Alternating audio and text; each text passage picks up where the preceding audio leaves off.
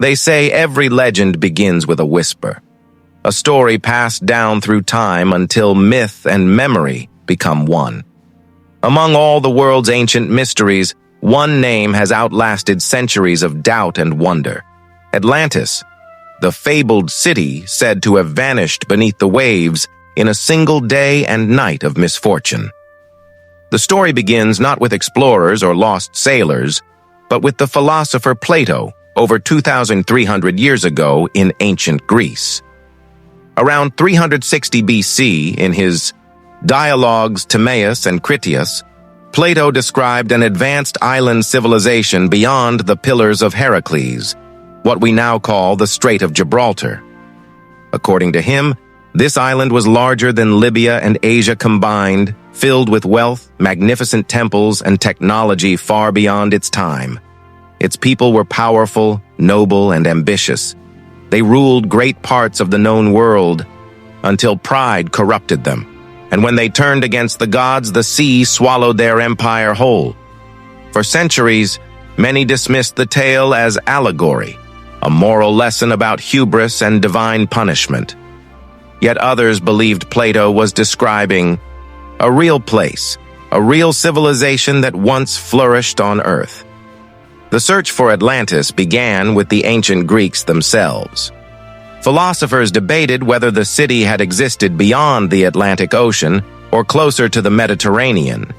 Historians tried to match Plato's detailed descriptions: the concentric rings of land and water, the massive temples of gold and ivory, the shining walls and fertile plains, with real locations. As centuries passed, empires rose and fell, but the legend endured. During the Age of Exploration, when European navigators charted the Atlantic and discovered new continents, whispers of Atlantis flared again. Some believed the newly found Americas were fragments of that lost world. The Maya and Aztec civilizations, with their advanced architecture, astronomy, and massive pyramids, fueled comparisons to the Atlanteans of Plato's tale.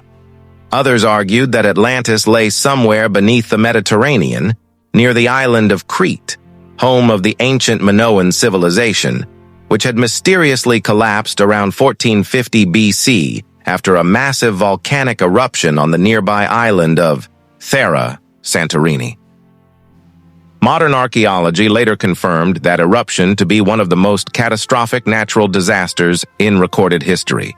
The blast, equal to hundreds of atomic bombs, obliterated entire towns and sent towering tsunamis across the Aegean. The once prosperous Minoan cities were reduced to ruins. To some historians, this was the true story behind Plato's myth: an advanced society wiped out by nature, its memory preserved through generations until it became the legend of Atlantis. But as science evolved, so did speculation.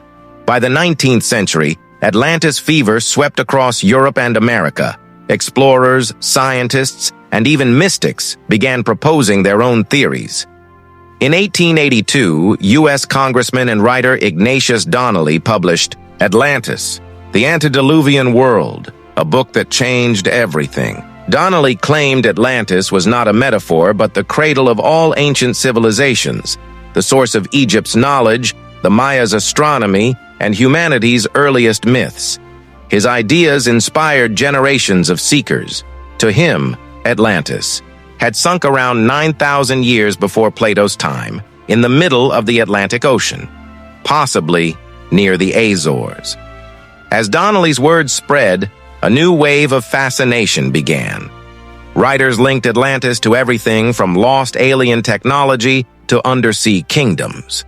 Early divers claimed to see man-made structures beneath the ocean. Photographs of underwater walls and roads, later revealed to be natural rock formations, only deepened the public's imagination. Then came Edgar Cayce, the American mystic known as the Sleeping Prophet. In the 1930s, while in trance, Cayce described Atlantis as a technologically advanced civilization that used crystal power and aircraft. He predicted that parts of Atlantis would rise again near the Bahamas in the late 20th century. Decades later, mysterious underwater stone structures were found near Bimini Island, and believers hailed it as proof of Casey's prophecy. Scientists, however, identified the formation as natural limestone shaped by currents and erosion. Still, the myth refused to die. Oceanographers scanned the Atlantic seabed, geologists mapped tectonic shifts, and satellites photographed the ocean floor in incredible detail. None revealed a lost continent, yet traces of truth glimmered within the story. Throughout history, great civilizations have indeed been destroyed by nature. Massive floods ended ancient Mesopotamian kingdoms. Earthquakes buried cities like Pompeii. Rising seas swallowed prehistoric coastal settlements now resting deep below the waves. It's not impossible that one such tragedy, magnified by retelling, became the legend we call Atlantis. Meanwhile, alternative researchers suggested other locations. Some placed Atlantis in Spain, near the marshlands of Doñana National Park, where circular ruins and ancient channels match Plato's description of concentric rings. Others pointed to Morocco's coast, Malta, or even Antarctica, claiming shifting ice could have concealed an ancient civilization beneath. In Bolivia, ruins near Lake Titicaca sparked debate over whether Atlantis had once been on land before a cataclysm reshaped the world's geography.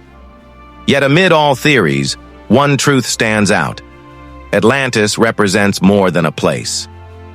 It symbolizes humanity's eternal hunger for discovery, for lost wisdom, and for understanding our forgotten past. If we look closely, every civilization carries its own Atlantis.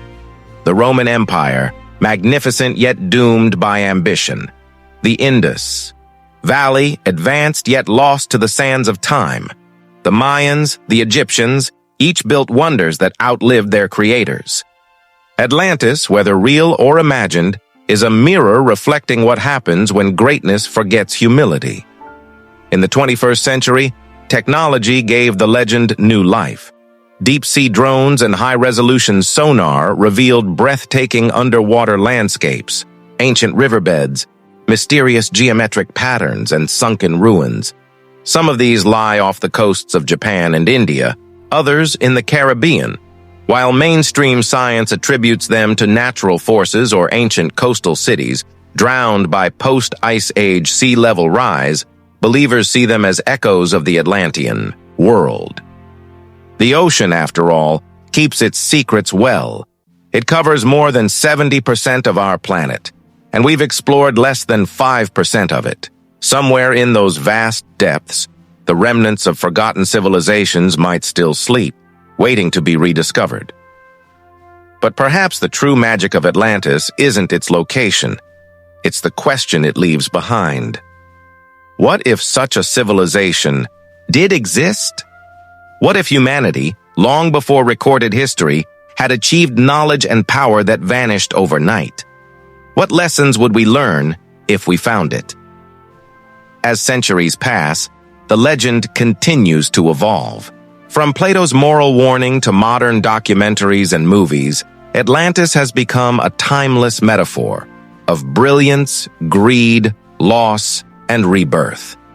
Every generation sees in it what it fears or hopes most: the rise and fall of civilization, the mystery of the unknown, the line between myth and memory. And maybe that's why we still search. Because the story of Atlantis is also the story of us. Our endless quest to understand where we came from and how easily it can all disappear. Beneath the calm blue waves of the Atlantic, the secret may still rest, untouched, silent, and eternal. The sea remembers, even when history forgets. If you enjoyed this journey into the lost world of Atlantis, make sure to subscribe for more untold mysteries and real stories from history. Because somewhere, beyond the horizon, the next great secret is waiting to be found.